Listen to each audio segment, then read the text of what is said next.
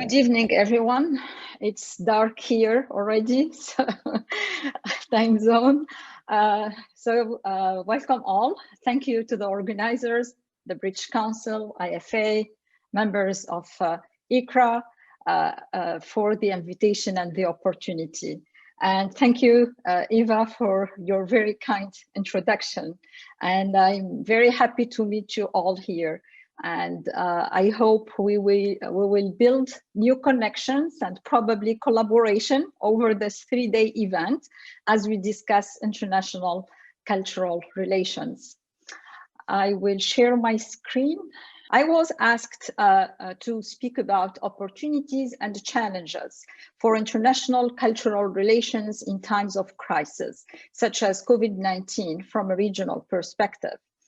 I will share my understanding of how cultural relations in the MENA region materialized under COVID-19 as structured in this outline and through some micro illustrations that can help us build or look or identify some patterns. In this talk, I focus on selected cultural relations sectors, including media and education, and a bit less on policy. I refer to international cultural relations from the perspective of relationships and interactions among individuals and groups of different cultures and across national boundaries. As illustrated on this map, the region is critically affected by COVID-19. Qatar and Bahrain show the highest percentages of cases by population. The Arabian Gulf countries imposed strict confinement procedures since the early days of the pandemic. When COVID-19 hit, MENA countries entered the sphere of consensus, a homogenized media reporting calling citizens to abide by health recommendations. We witnessed a dominant narrative about isolation, curfew, enforcement, shared responsibility, but also washing hands, keeping distance, and wearing masks. Typical to times of crisis, media mobilized to amplify government's messages and share health organizations' recommendations. While I am speaking about the MENA region, please keep in mind that this is not a homogeneous region. Little unifies the countries regarding politics, economy, wealth, socio-cultural apparatuses, with some exceptions, such as the modern standard Arabic language, only used as official language. MENA countries have different bilateral and multilateral agreements and partnerships, but they often proved ineffective. For instance, regional organizations such as the Arab League of States and the Gulf Cooperation Council have proven ineffective to mediate between countries, promote interregional and regional international interests, even during pandemic times.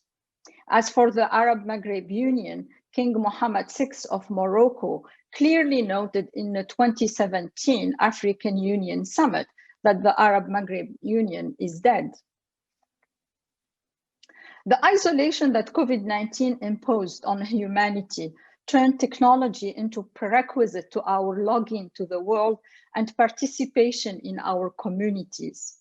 Yet, practically, connectivity remains a critical issue in MENA on several fronts: low speed, connection quality, experience, and affordable costs, but also control and surveillance. In this chart, MENA countries are grouped into 3 clusters based on their types of connectivity. Arabian Gulf countries enjoy the highest internet penetration rates, as we can see here, very close to 100 for many of them, thanks to their accumulated wealth that enabled investment in the ICT infrastructure early on and in the implementation of smart solutions, leading to today's flawless high speed and quality connectivity. However, their surveillance and control practices represent a limitation on human rights and freedom of expression. In the second cluster, we find countries from the Levant and North African region, where some 5 to 7 people out of 10 have access to the internet. Still, their connectivity is uneven and challenged by affordability, literacy, experience, and urbanization. The countries in conflict zones that form the third cluster we see on the bottom of the graph suffer even more severe damaged infrastructures and challenges to ICT access, adoption, and usage. Whatever the region, 2019 data shows that the internet usage is highly skewed toward the younger group, 18-29 years old. Thus, once under the lenses of communication for development and social change, participation emerges today during the pandemic as a central issue, not for development, but for everyday occupations. In other words, for the quotidian. The quotidian today for all groups, workers and unemployed, young and old, educated and less educated, rich and poor, revolves around accessing a machine and connecting, but participation is still framed by inclusivity and exclusivity. In such a crisis, it becomes evident that participation is a sine qua non to international cultural relations and today's essential social, economic, and educational needs. COVID-19 made it only more apparent and more pressing.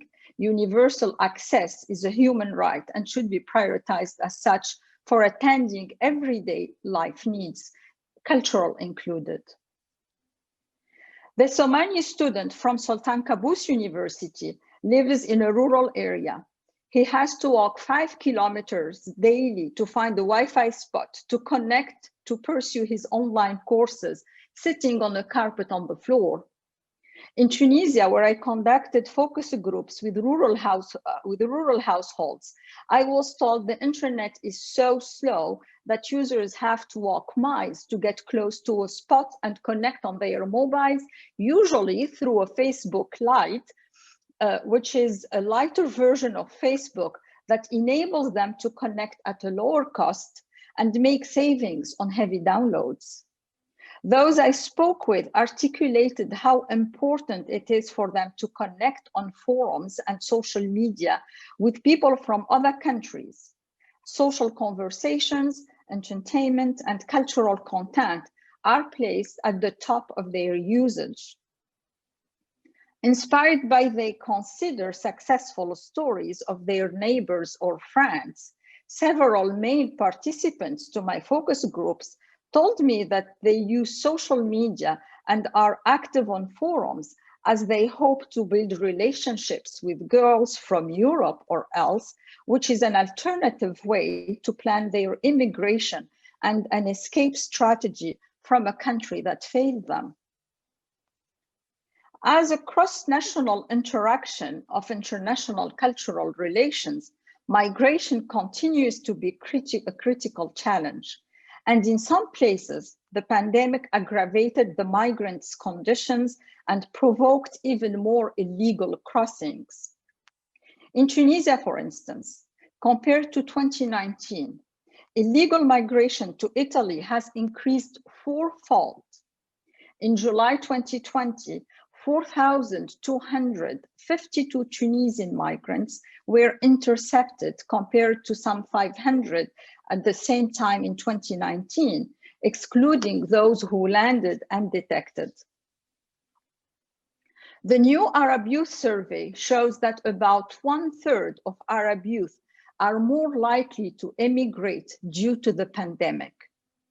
Several factors, including the lockdown, the deployment of coercive apparatus in cities to keep citizens at home, and low employment levels are pushing young men, mainly, to risk their lives for work opportunities abroad. Typically, they used social media platforms. In the Tunisian case, the youth used Facebook and Telegram on touristic pages about Italy to organize the Mediterranean crossing. And typically it costs them 1,200 euros for an illegal crossing. So social media became a proxy to cross-national opportunities, legal or illegal, defying migration agreements and national borders. And we can see here the high usage of social media, especially on Facebook and WhatsApp in both charts. In a matter of days after declaring the pandemic, borders consolidated and felt like fortresses. The mobility of those in and out became highly politicized. Entering, returning, or even staying in a country primarily composed of non-nationals, and here I'm referring to the GCC countries, caused social fragmentation that may have a long-lasting impact. Citizenship became the only marker of belonging, ushering a deepening of inequalities. In Kuwait, for instance, a citizen called for the immediate expulsion of guest workers, blamed for the spread of the virus. Similarly, in Qatar, Oman, Saudi Arabia, and the UAE, laborers were repatriated. Residents don't qualify to bring back to the country their immediate family members stuck abroad, although they hold valid residency permits, while nationals do. In Qatar, salary cuts were applied to expatriates, but not to citizens. In Saudi Arabia, the government pledged to pay 60% of wages for Saudi nationals working in the private sector, which is hardly hit by the COVID-19, but not to expatriates. These are only a few examples of how measures have occurred, provoking fractures despite the states maintaining a nationalist and communal narrative about offering healthcare for all and a shared responsibility to flatten the curve. GCC countries practiced racial divides based on jus sanguinis citizenship, which speaks to a more profound fragmentation and cultural relations problems. And that's all that is left for people stranded behind a fortress to communicate with their friends and relatives is social media and telecommunication applications. However, the restrictions on voice over the internet protocol calls, including WhatsApp, Skype, and House Party, continue to apply under COVID-19 and still represent challenges for international conversations and cultural exchanges at a time when people need to come together more frequently and more intensely. Increased surveillance and monitoring practices continue to pose challenges on freedom of expression in the authoritarian states, and people could face persecutions if they criticized COVID handling by the countries.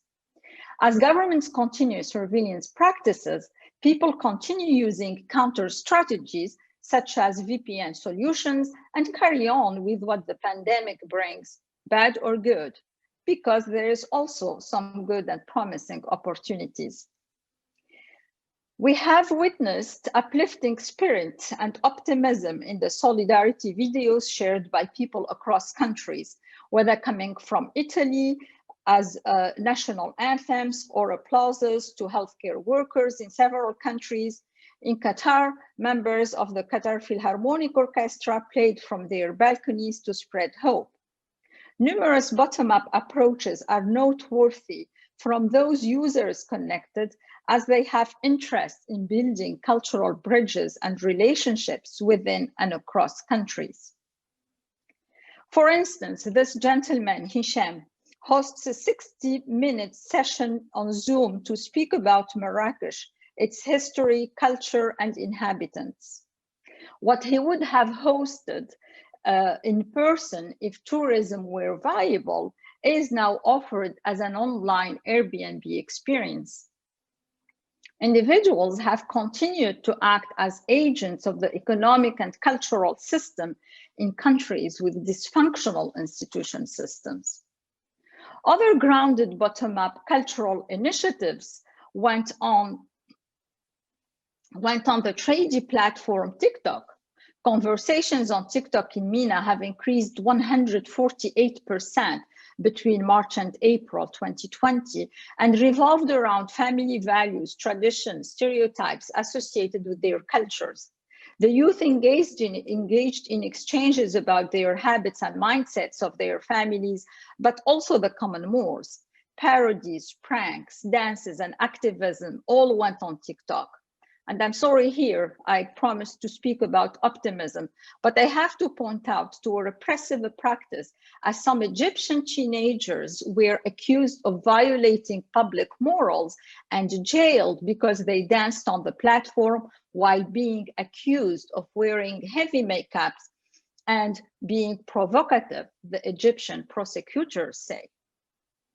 TikTok's popularity among the youth drove health organizations, NGOs, to spread coronavirus-related messages circulated through influencers, and a related hashtag launched by UNICEF MENA for the outbreak of COVID-19 received more than 300 million views on TikTok by April 2020. TikTok was also used for campaigns meant to address misinformation on coronavirus. On the cultural level, on the cultural organization level, I should say, in several countries, museums and libraries opened up their databases, archives, exhibitions, workshops, etc., all for free for users worldwide to consult and enjoy the resources when at home. The Doha Film Institute here, for instance, organized talks and conversations around award-winning films and documentaries. So initiatives by locally based international partners enhanced cultural relation opportunities, such as those by the British Council in Tunisia, for instance. Such initiatives blend with the UNESCO Declaration of Principles of International Cultural Cooperation and consolidate the cultural opportunities and benefits for those practicing it.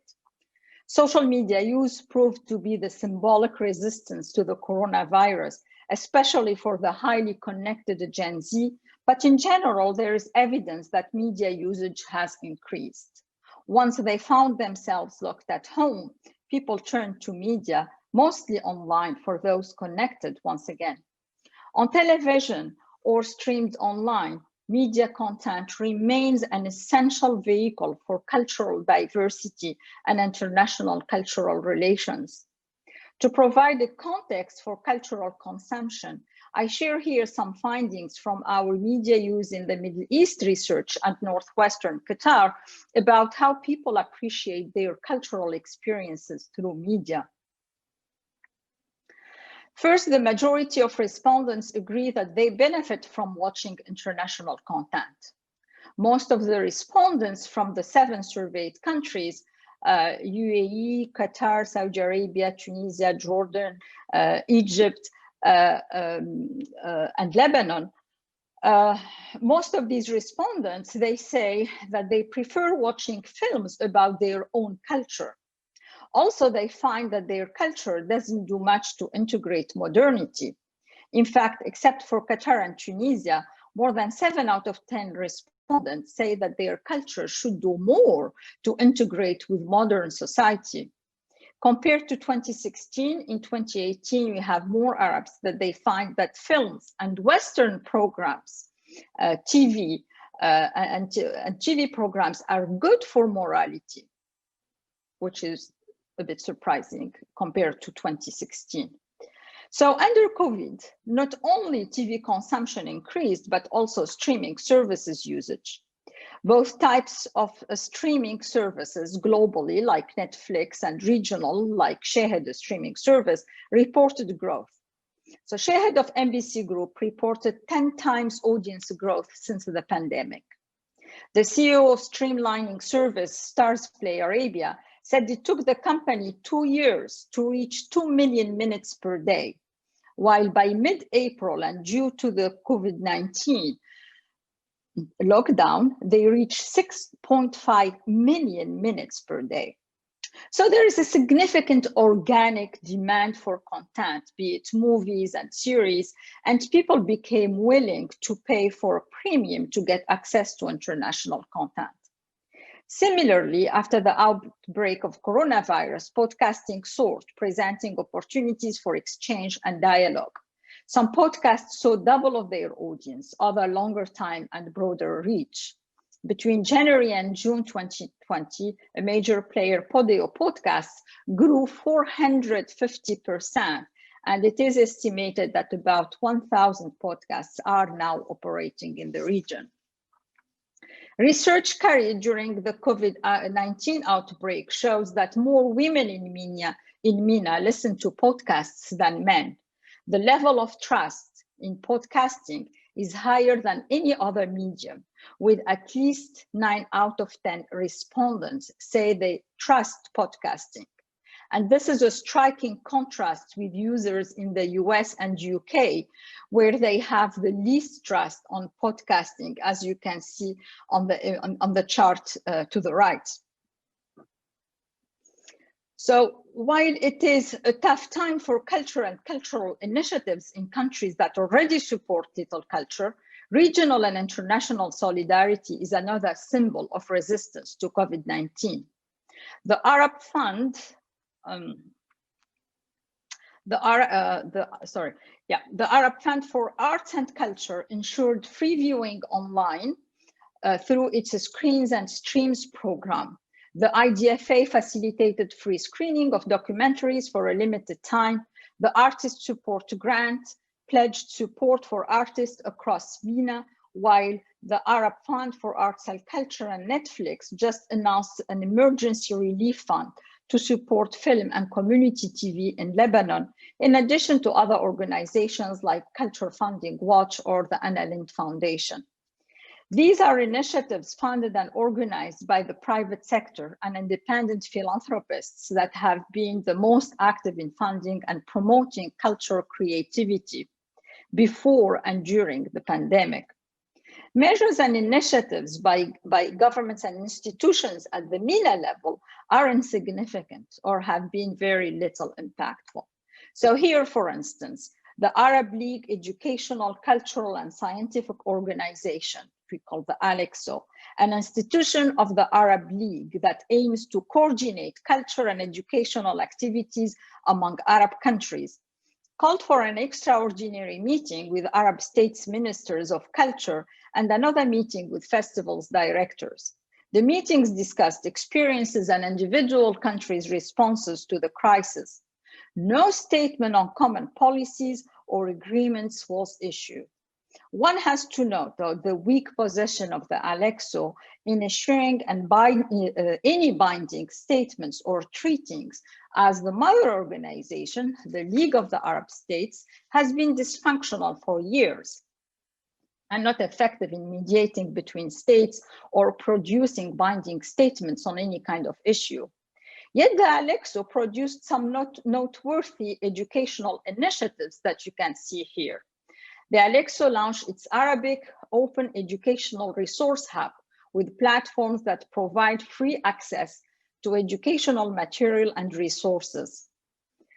In the UAE, Dubai offered worldwide access to Madrasa, a translates school, an e-learning platform to students of all ages and includes a curricula in languages and sciences. In Saudi Arabia, Jordan and Lebanon, online learning systems are introduced and somehow used to continue remote education. Some other countries like Tunisia, Morocco, Lebanon, and Egypt, also Oman and Qatar, use TV-based learning as a common alternative. These have been ad hoc solutions, but the states need to build a long-term infrastructure to embrace online education, but also to ensure more equality between private and public schools. Another observation from the multilateral conversations is the enhancement of China's collaboration on a few initiatives, which speaks to the strengthening of the manifold partnership between some Arab states and China. Another statement dealing with recommended initiatives to address COVID-19 impact was issued by the tripartite ALEXO, the Arab Bureau of Education for the Gulf States, the Islamic World Educational, Scientific and Cultural Organization. And in my opinion, the most important of which is a call for donors to support and improve the distance education infrastructure. To my knowledge, no policies have emerged from coalitions or of alliances of Arab states. although some conversations have started and recommendations mainly in regards to education have been made. The Arab states have addressed their cultural support programs independently and international, whoops, sorry, I have to have sensitive light. And international cultural relations seems to have no place in these conversations. So Tunisia planned and announced its government issue relaunch program, Le Fonds Relance Culture. Algeria launched the National Copyright and Related Rights Office, an exceptional grant for artists to support them through COVID-19. Saudi Arabia launched a support fund for filmmakers. The UAE created the National Creative Relief Fund program for citizens and non-citizens creatives, all underlining local programs. So the post-COVID era will be a critical time for governments, policymakers, civil societies, and individuals to rethink priorities and revise how we address the cultural relations agenda now that cultural relations go through a severe crisis, as we witnessed with the recent events in France and elsewhere. Finally, I want to call for further research to support investigations in cultural relations and more partnerships between MENA and non-MENA governments, academics, and civil society to broaden the conversation, support empirical research on a diversified cultural relations agenda, shed light on the several implications of cultural relations locally and regionally, and support the shift toward a well-recovered post-COVID-19 era. And thank you.